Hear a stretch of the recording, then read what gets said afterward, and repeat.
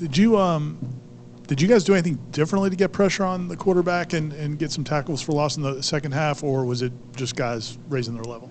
I think our coverage got a little bit tighter at times, and just, Patrick Payton and Josh Farmer are kind of growing up, and that showed up a couple times, and we got a better beat on the protection, and just the games that we were able to run up front came home. So our guys did a good job. I mean, we had 2 in a row, I think, on a second and third down. Then we had another one on the following third down. So, they kind of came in groups there, and our guys kind of really settled in and did a nice job. We'll go in front to Brendan here. Kind of in line with that, Adam, the play of Jared Verse, given that he wasn't 100% and working through things during the week, I guess how significant was he in helping you guys out on Saturday? I mean, he was significant. We got a lot of faith in Jared, and he didn't practice most of the week. He kind of went through walkthrough and gave us a little bit Friday, and kind of let the doctors and him manage it on Saturday as far as how he was feeling. And he grabbed me, he said, "Coach, I'm ready." And so I went to the doctors, and we wanted to make sure we kept him on a pitch count. We don't want to have him out there too long, but you definitely saw him and you felt him, his presence. So. Looking forward to a full week for him this week, and we're glad to have him back. On the success that Wake had on third and fourth down situational, was there a common theme? Was there anything that you noticed? Obviously, they had more success early than late. Yeah, I mean, way too much success. We got them to third, and I'd say 7+ enough times. So. A couple things there. Number one, give credit to their quarterback. I mean, he's a really good player, and he executed. We did not. Whether it was execution of the call, the technique, the finish on how the play should have been defended better, but definitely disappointing. I thought we've been making some strides on third down, but especially those thirds and 7+. That's got to be. That's got to be a win rate for us at a high level. They did a good job of trying to create some third and mediums and shorts, which are always a little bit more challenging. But, the name of the game is to get off the field and get the ball back to our offense, and we didn't do that enough on Saturday, especially in those and long situations. We've got to be better. And I don't know exactly what you're looking for as a coach during practice on some of those one-on-ones and things like that, but it seemed like to us, or to me, last week at practice, the DBs broke up a lot of those passes, and we're very competitive at the point of the ball got there. It didn't seem to show up in the game. As a coach, how do you reconcile that, I guess? Keep coaching the technique, Ira. Keep coaching. We've done a good job in the short time of the year now as far as getting our hands on the football and breaking up balls at linebacker, at safety, at nickel, and at corner. It just happened in that game, there were 4 or 5 plays where it's bang, bang, and, they made the majority of them. So, we had a few that we did make.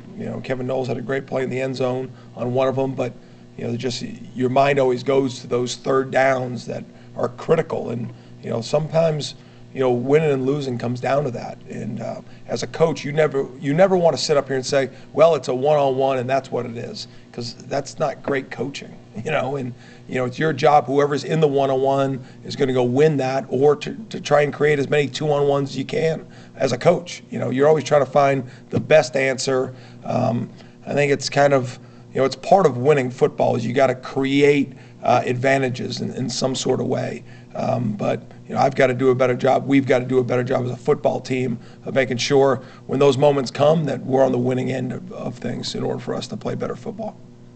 Adam, I kind of have a philosophical question about the sport, but before that specifically, what did you think of Azarieh's performance? He seemed to get a lot of reps, meaningful reps in that game, and do you foresee him being more of a part of the game plan moving forward? Yeah, coming off that bye week, I think I told you guys, he's going to find a way to be on the field. There's too much maturity and skill there, and he knows how to play.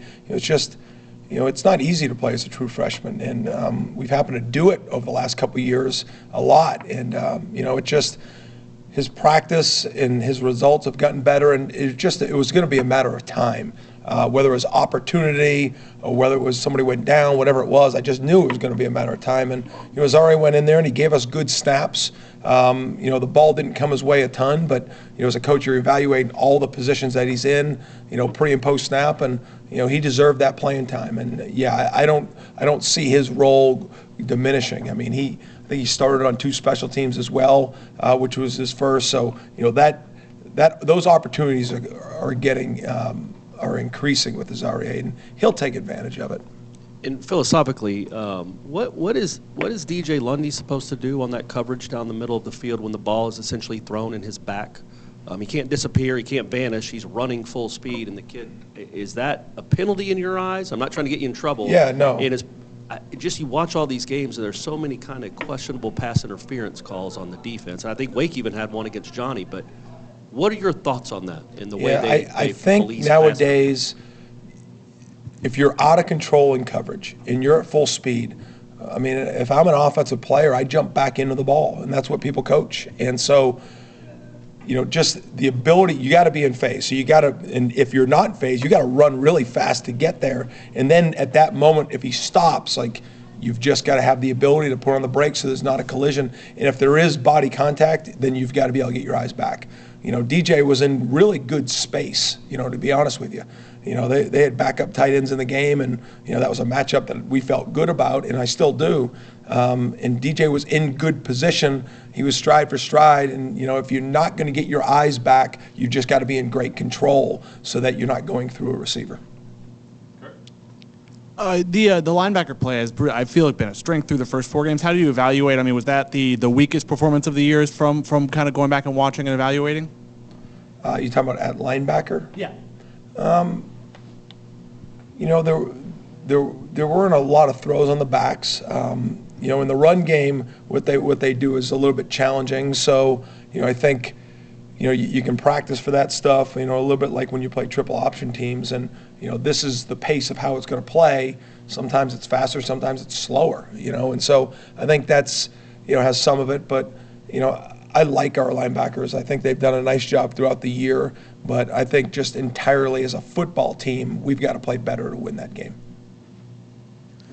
Coach, I'm not looking for silver linings, but the fact that it seemed like you guys were so multiple against them, I mean, you disguised blitzes, you brought Jamie in from 10 yards away, and a lot of that stuff sort of worked. I mean, does that show the players that they're capable of doing a multitude of things to defend against teams, and or is it one of those things where maybe you just need to dial in and figure out several more concepts to run better? Yeah, I think as this season has gone on, we've been able to become more multiple, a little bit more aggressive, and sometimes it's aggressive in coverage, sometimes it's aggressive with putting people involved in the quarterbacks, sometimes it's aggressive with putting defensive linemen in coverage, all those things. And we were, good observation, I mean, we were able to create more opportunities for second-level guys to pressure, which I think, going back to you, Ira, creates better one-on-ones as the game goes on, because maybe they're looking for other things coming, and now it becomes just a 4-man rush. So it's all part of just putting the plan together. But at the end of the day, we're trying to win the game. We want our guys to be the best. We want them to improve. We want them to just grow each week. But we all want to win at the end of the day on the scoreboard. And so we're just trying to do whatever we can to make sure that we put ourselves in that position as a football team. And on defense, our job is to get the ball back to the offense as many times as needed. And we didn't do that enough on Saturday. And third downs was a big part of it. Some of it was, we pressured. Some of it we brought 4. The 4 ended up working a little bit better, especially late in the game. But it's all part of putting a plan together to be able to go out there and execute. Daniel Lyons, is he another freshman who got the field? I know you've praised him for what he's done kind of in the opportunities. I'm not sure coming in the year you thought you'd play him against a ranked team as a true freshman, but it seemed like he handled that well. Is he another guy who just may have made a role for himself going forward? I think so. We knew going into this game, because of the tempo of that team, that there's a chance you could play a lot of plays. And so, when we do that, we make sure that we have a pre-described depth role is how it's going to go. And Daniel was part of it. I mean, every time we put him in, whether it's because we were been up big or in a time like that against Wake, we feel he was prepared. So, his reps, I can't say that they're going to go up increasingly. It's based on the depth and what we have at that position. But we're getting Verse back and how we're rolling with Dennis Briggs, But Dennis, for the times we put him out there, for the times we put Daniel Lyons out there, his play has valued more reps, so we're happy. I think we've got, some of those freshmen that are playing, Pat Payton as redshirt freshman, Josh Farmer, and then Azaria and Daniel, I think are all doing a nice job in the opportunities that they're given. What do you see from NC State's offense? What is similar to what they've done in years past that you've witnessed, and maybe things that are a bit different this year? Yeah, I think just the development of the quarterback, and this would be year 2 that we've defended him, and he's got an extremely strong arm. He's really comfortable in their offense, but just his arm strength in the pocket is really impressive. That ball comes out fast and on a line, and he can make field throws, and he's got a real command of it. He's got a comfortability with some of those wideouts that he's been playing with. I think Thomas Kidd leads them in receptions, and they're always in sync. Those balls are thrown on time to him again and again. They've had to change out the running back room, but schematically they're the same. It's just there's a couple different pieces there that weren't there last year, and there's a couple new pieces. But the quarterback's the constant, and when you got a really good quarterback, you always have a chance. So they've done a nice job putting their team. I know they're coming off a loss just like us, so it'll be a good matchup on Saturday night down there. Go to Ira for the last one. When you go into a hostile environment, sometimes it brings a team together. Sometimes teams kind of fall apart a little bit. What did you see from this team when you guys went on the road earlier this season, and what kind of confidence does that give you going into this environment? Yeah, I think the way that the program is run here by Coach Norvell, and we try to coach it in a way every day that every day is the same. It's high intensity, it's work defined, it's a positive approach, it's an attitude, it's a togetherness. I think that's all those things travel well, right? And so I think that's all been part of the plan here. We don't want to have a program that we're really good at home, not great on the road, or vice versa, or we're good on one side of the ball. It's about just building the team, and I think the day-to-day approach that Coach sets a standard for, that all the assistants kind of grab it and run with it, and our players, can speak it now. And now that gets strenuous when you're up against it sometimes when you're on the road. I'm not saying it doesn't matter, but I think our guys are built for that. I think they understand that there will be, distractions. There will be things that may be more difficult when you go on the road and you play good football teams, but our guys are ready for it. We've been through it, and we're just hungry to get back out there and get this taste out of our mouth and go play better football. Okay, thanks, Coach. Thanks, guys. We could have at least. I thought I had more time.